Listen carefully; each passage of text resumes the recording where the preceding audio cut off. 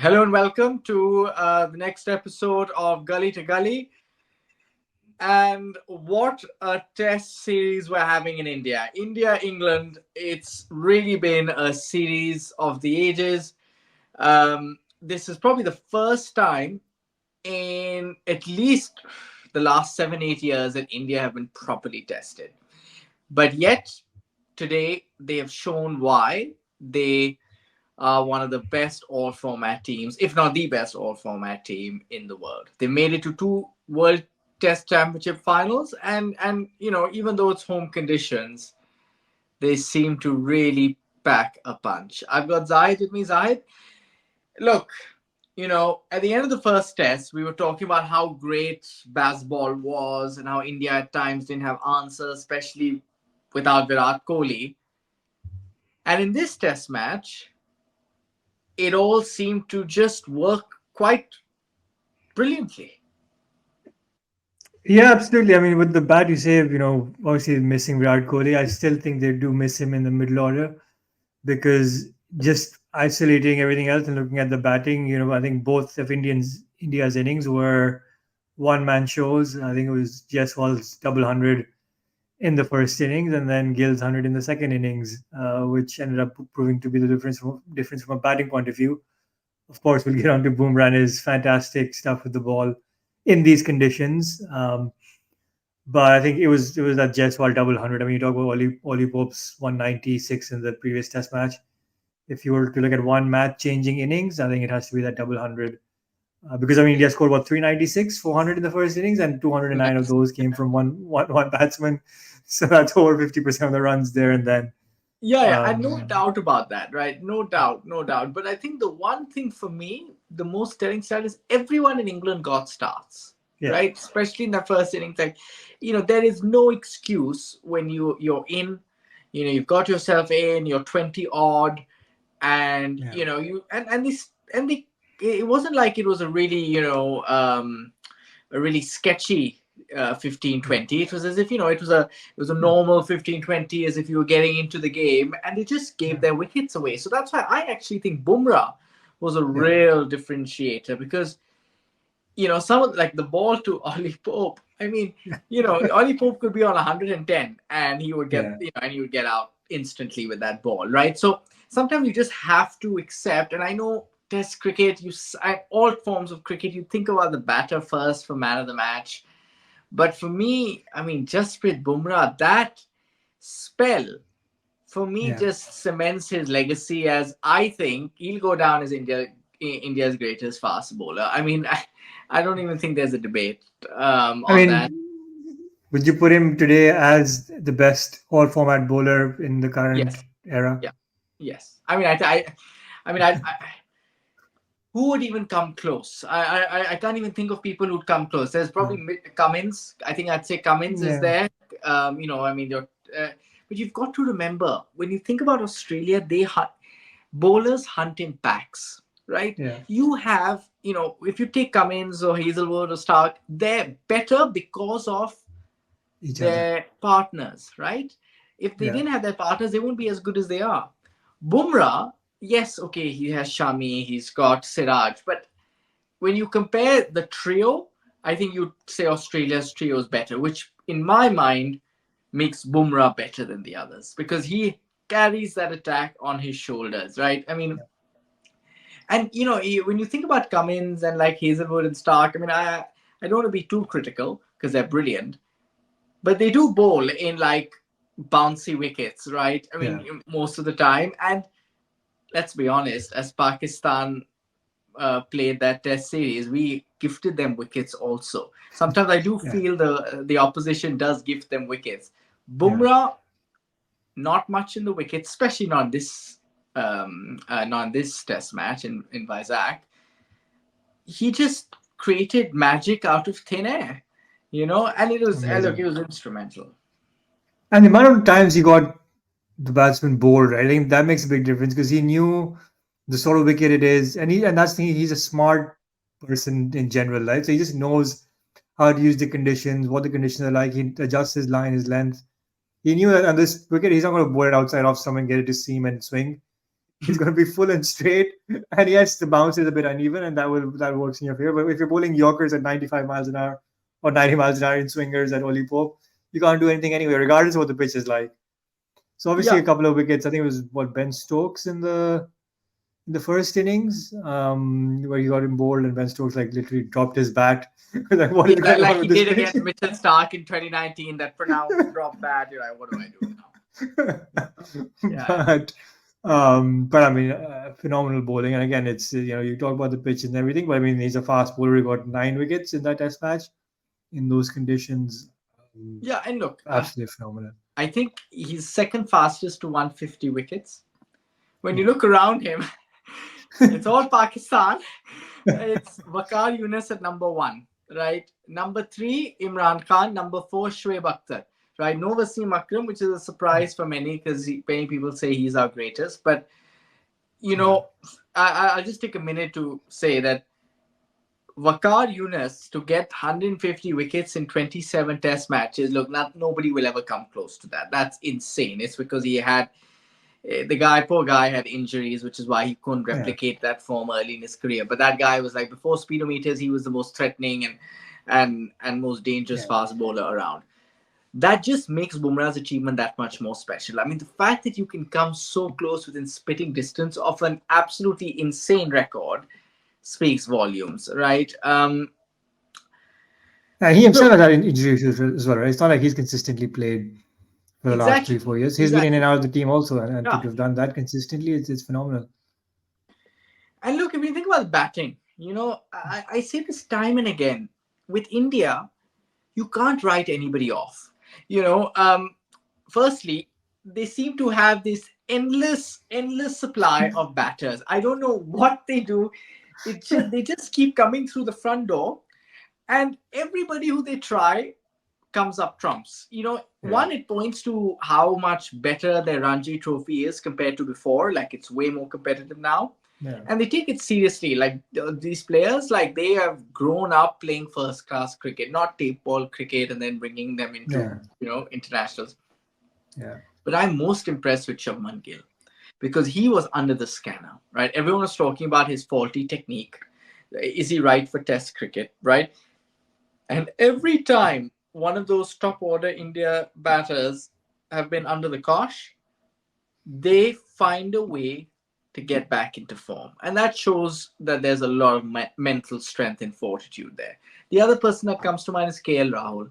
There was a Yeah. time when everybody, myself included, thought he was a very overrated player. I thought this guy, like, IPL, whatever, but he seemed to never do very well consistently on the big stage. And suddenly he proves everyone wrong in the World Cup and then in this test series, I think the first test match. Like that guy, just doesn't give up. And you see everyone in that top 1 to 6, you can say that about. Even those who are sitting in the dressing room who can't make Yeah. it, you know? Absolutely. Even okay, Jadeja didn't play, but even him, like in the previous Test match, he came in, in the ball towards the end, got a 50. So there's always someone always steps up and delivers, and Exactly. even the likes of Ashwin or whatever, they're always hanging around and not throwing their wickets away, which is what a proper number 8, numbers 9 type batsman should do, right? Although Ashwin did kind of throw his wicket away in the first Test match at the end, but anyways, but there's always that fight. There's always that But fight. There's always that fight. speaking of fight and throwing wickets away, what Ah. about England and Where do you Bazball? start? Where do you start? Right? On one hand, Bazball looks so good when it comes off, and it looks so bad when it doesn't. Right? It's like live by the sword, die by the sword type approach. Look, Yeah, let me just keep it simple. There is no faulting the approach and the intent. Okay? Bazball is here to stay. We said it before, we'll say it again. It won't always work with 100% hit rate. You can't expect it to. But the hit rate is as good, if not better, than the ultra conservatism that we've seen in the past. In fact, way better, especially when you think of England. But you have to match intent with smart execution. Being aggressive does not mean trying to whack every ball for six or getting out, run out stupidly. I mean, being run out in Test cricket is the stupidest thing you could possibly do, right? There is no, unless you are chasing in like 40 overs or something like that, there's no Yeah. reason to take such a big amount, such like an a high exaggerated amount of risk for just an extra run. It's nonsense, right? But being aggressive is not doing those things. Being aggressive is not trying to slog every, slog, reverse sweep everything, every ball you get, even if it's from a just with Bumrah.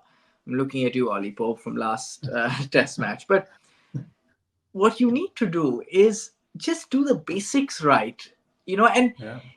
like you can show intent by sneaking a quick single and reducing the dot ball percentage. You can be aggressive by playing proper cricketing shots and sometimes just respecting the good balls that come your way. Sometimes you just have to just adapt a Yeah. little, right? And I don't think adapting and is a sign of weakness, which I think Brendan McCullum and Ben Stokes have now, because they've just embraced this Bazball, they think, oh, if we adapt, it's a sign of Yeah. surrender, which is also a sign that we are accepting that it's not perfect, which is nonsense. Yeah. No, I mean, I know there needs to be some method to the madness. Obviously, Ben Stokes' run out is a completely different story. I think that was just Right. laziness. or, Captain, you know. but I think, yeah, from English point of view, I think it's here to stay. And look, I mean, their bowling as well. At times their spin attack is very inexperienced. They had another debutant playing in this test match. Shoaib Bashir, who finally got his visa issue sorted, He did and well. he got yeah, he got Sharma's wicket in the first innings, and he got a few others. So not exceptional, but I guess that's expected with an inexperienced bowling attack. And I think the biggest problem that England have is obviously Ben Stokes doesn't bowl, so they literally are going in with one seamer without any. I mean, Joe Root is like your four and a half spinner. So yeah, I think maybe they might need to rethink the combination. Maybe have one more fast bowler in, but Ultimately, I think you need to think to yourself, how are we going to win, right? yeah, Are we going to win with that extra Ollie Robinson, whoever? Not really, yeah, not on Indian wickets, right? So true, you think, what is our best chance of winning? true, And it's your batting, right? You just have to just believe that it's going to come off, right? With just a yeah, bit more application sometimes. The yeah, talent that sits in that dressing room when it comes to stroke play is probably second to none. India, India and England are your yeah, two best batting sides. So I don't think they're going to change that approach, or I wouldn't, because, yeah, you know, I don't think you have such a strong strike bowling alternative that true, merits weakening the one secret sauce DNA that you have that yeah, can actually win the game for you. You know what I mean? yeah. Like, it's Yeah, if sort they of had a like, fully fit, if they had like a fully fit Jofra Archer or someone like that, like an or X a Stuart factor, Broad then or whatever. Yeah, yeah, exactly. Like someone who's like has, a lot of either experience, a big reputation, yeah, like a big sort of presence, Jafra Archer pace, that makes sense. But yeah, just for the sake of it, having an extra seam bowler, I mean, India can take yeah, those to the cleaners, right? I mean, true, I think it's too much of a sacrifice to dilute your best chance at winning, which is your batting, right? You need to say, I'm going to win yeah, because of my batting. I'm going to keep yeah, backing my strengths here. And yeah, and look, I think England would be even more disappointed because this pitch did not have the demons of the last pitch. yeah, Like they could have easily scored briskly and like a mountain of runs. Most yeah, players got set. It was just silly batting from time to time. And don't get me wrong, I don't want people to think that I was saying England should just bat out the last yeah, 2 days and salvage a draw. Absolutely not. All I'm saying is just even if they took it to yeah, the fifth day, like just a bit more application and all would have just yeah. had it may not have changed the result, but it would have actually got pretty close. True, true. But yeah, I mean, I guess normal service resumed. India are back to winning ways at home. It's going to be an interesting third test. I think there's a bit of a gap, actually, a 10-day gap between the second and the third test, but maybe some time for England to rethink what they do. Virat Kohli is going to be back for the third test. So um, makes it even more challenging for England. Yeah, look, I mean, there's a lot to look forward to, right? I mean, it's a five-test series. There's still a lot to play for. Interestingly, India have picked lesser-known venues, and Yeah, you can't help but think that actually favors, the home team. Now, I'm not saying, and I think India are doing the right thing. They want to promote cricket in the lesser-known areas, promote the infrastructure. So it's definitely the right intentions. But what tends to happen there is England have never played in a lot of these venues before, right? So that's yeah, just an extra bit of advantage. But as always, unfortunately, toss plays a big role. We saw it again yeah. in this test. So I was going to say, let's go for predictions, but I think predictions will depend greatly on the toss, no? Yeah, absolutely. I mean, Rajkot is I don't know, at least in the ODI, it's meant to be a high scoring track. I think Sehwag got one of his double hundreds there in ODI as well, if I'm not mistaken. So I doubt it'll be a flat track for the test matches. Yeah, it is, unfortunately, the way it's worked out is it is so toss dependent. If you're chasing even 150, 160 on these tracks in the fourth innings, it becomes pretty difficult, as India found out in the first test. So look, yeah, maybe near the time, there's still a 10-day break before this test match, and then the next one, we'll see how if we have a better view of the conditions and how things are. But for now, I think it's a bit difficult to predict what's going to happen Yeah, but what's your prediction? Let's do it. What's your prediction for this for the series? next test. I think No, India is just going to series, win. series. Oh, series. I think India is going to win maybe 3-1, 4-1, if anything. 3-1. I mean, I don't think there'll be a draw. Not the way England play. I think it's going to be 4-1. It's either Yeah. 4-1 or 3-2. But 3-2, do I see England winning another test match with Kohli back? I'm not sure. Not with that bowling Uh, attack. I think yeah, maybe last Dharamshala, depending on the conditions, if it's like an absolutely dead track, or India, maybe they might rest a few people if they won the third test, if potentially, they won out. potentially. Something like that. But I just Dharamshala also is meant to have the Dharamshala outfield is meant to be a bit questionable, so question. maybe some of the fast bowlers might take a break for that one. But I don't see But the anything. one thing I will say is I've been disappointed with Joe Root. Right, I was Yeah, expecting a lot from him. Right, he is the linchpin of England's batting, and he's a phenomenal player of spin. yeah, And I was looking forward to him actually doing well in this series, right? I think if England are to try and find a way to win another test match, he needs to come good, yeah. right? I mean, I'm sure Ollie Pope is great, Zach Crawley, Ben Stokes, all have a lot of potential. But like when I look at Ben Stokes, for example, I'd say he's a sort of player who played this amazing match winning innings from time to time.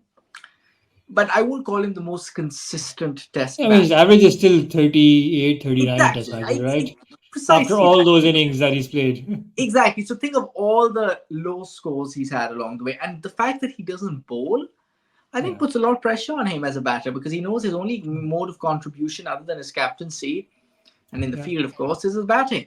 Right? And I don't think he's that quality in test cricket, not yet at yeah. least. So True. and then you've got Zach and Ollie Pope, talented, no question.